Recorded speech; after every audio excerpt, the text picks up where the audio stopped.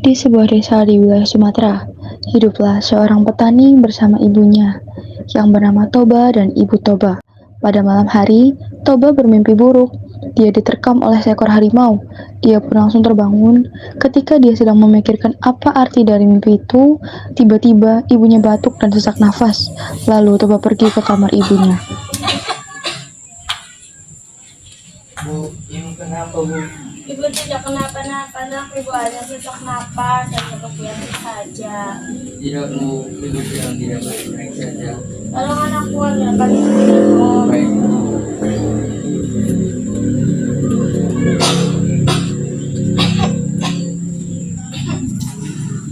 Silakan bu.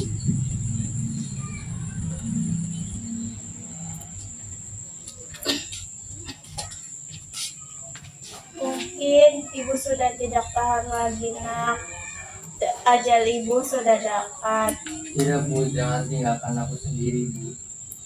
Kau anak baik dan berani. Tolonglah, nak. Ibu sudah tidak tahan lagi. Dan ibu minta tolong kepada kamu. Semoga kamu bisa menjadi anak yang baik dan kamu orangnya pemberani. Ibu jangan tinggalkan anak ibu. Kini hiduplah Toba seorang diri dan rajin bekerja walaupun lahan perkebunannya tidak luas. Setelah Toba bekerja, ia memutuskan untuk memancing di sungai untuk lauk makan siangnya nanti.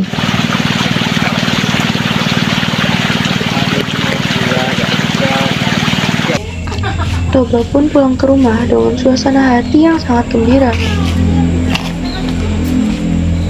Pada saat ia telah sampai di rumah, ia baru menyadari bahwa kayu bakar di rumahnya telah habis. Aduh, iya kayu bakarnya habis. Ia pun mencari kayu bakar untuk membakar ikan yang ia tangkap hari ini. Ikannya pun disimpan di dapur. Setelah mencari kayu bakar, Toba pun pulang ke rumah dengan membawa kayu bakar tersebut.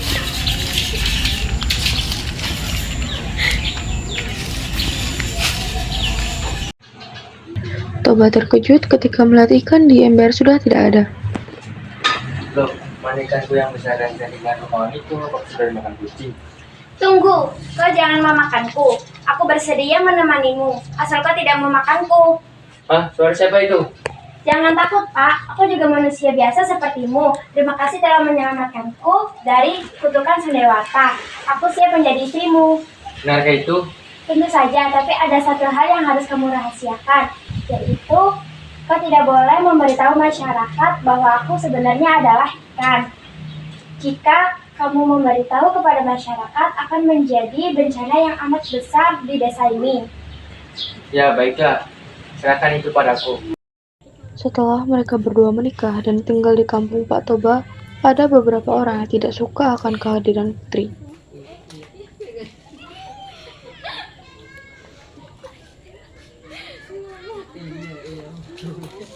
Hai Inang, lihat itu si Toba. Ia sudah menikah dengan wanita cantik.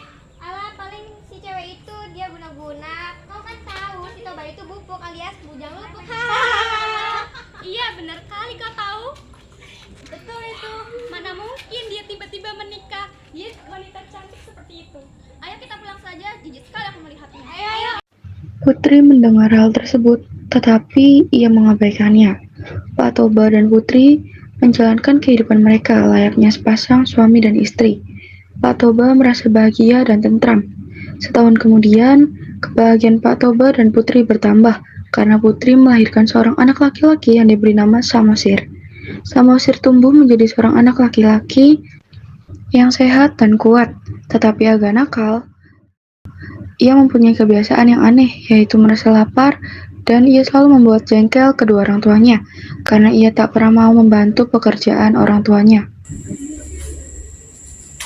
Loh, makan yang untukku mana, Bu? Jadi saya sudah siapkan, Pak. Samusir, Iya, ada apa, Bu? kemana makan siang untuk bapakmu itu? Sudah saya habiskan tadi, Bu. Sebenarnya saya masih lapar, jadi ya sudahlah, saya mau main dulu.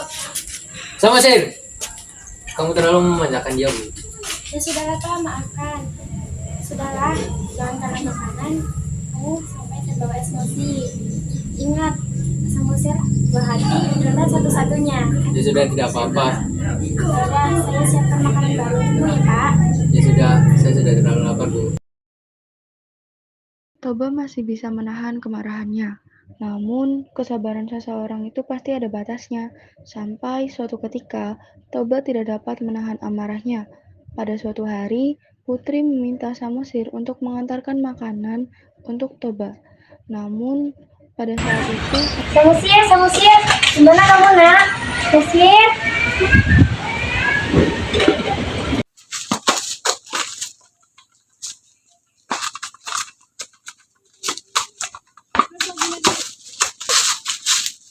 Samosir, di mana kamu nak?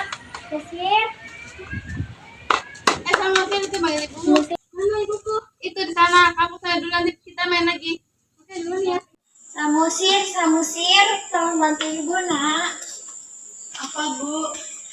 Tolong bawain bekal ini untuk bapakmu. Saya sedang asik bermain. Tolonglah bawain ini untuk bekal bapakmu. Ya, ibu saja lah. Ibu sedang masak Samosir. Udah sini. awal Samosir memang sudah tak berniat mengantarkan makanan tersebut. Sampainya di pertengahan jalan, ia merasa lapar dan memakan bekal untuk bapaknya itu.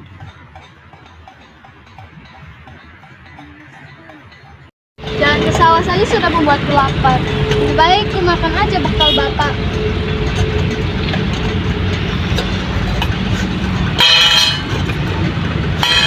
Tanpa sadar, bekal tadi telah habis dimakan oleh Samosir.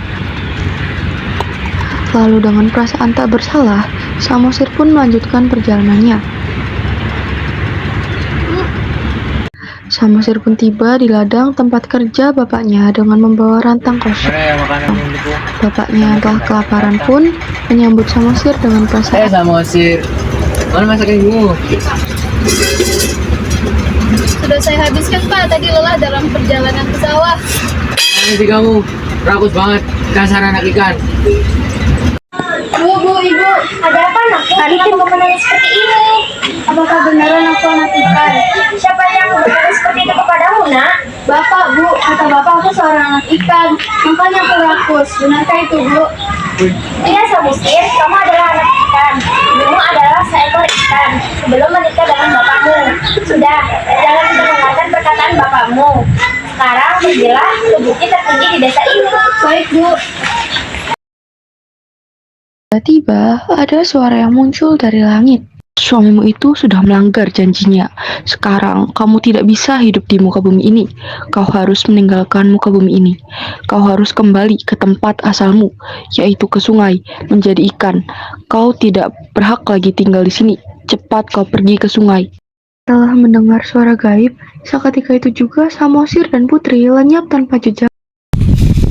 Ada apa ini? Aku tidak tahu. Tidak seperti biasanya langit gelap seperti ini. Sepertinya akan terjadi bencana besar. Ya benar, lama-kelamaan desa kita akan tenggelam. Ayo kita pergi ke tempat yang lebih tinggi. Ayo. Tapi semua telah sia-sia. Kita sudah terlambat. Sungai desa ini akan segera meluap dan akan mengenai desa ini. Maka dari sekarang kita harus melindungi diri kita. Betul itu. Ayo kita pergi ke atas bukit. Ayo.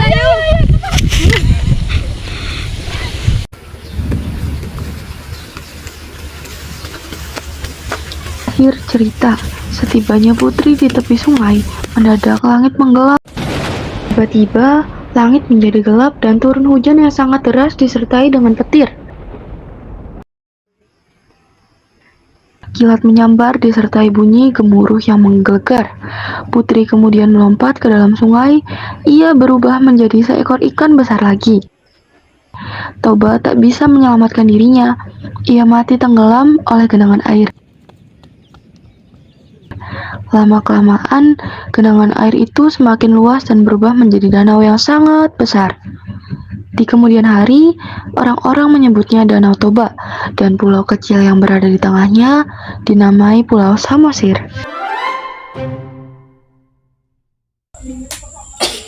Ibu, jangan tinggalkan anak ibu. Ibu. Terangkanlah jiwa Ibu.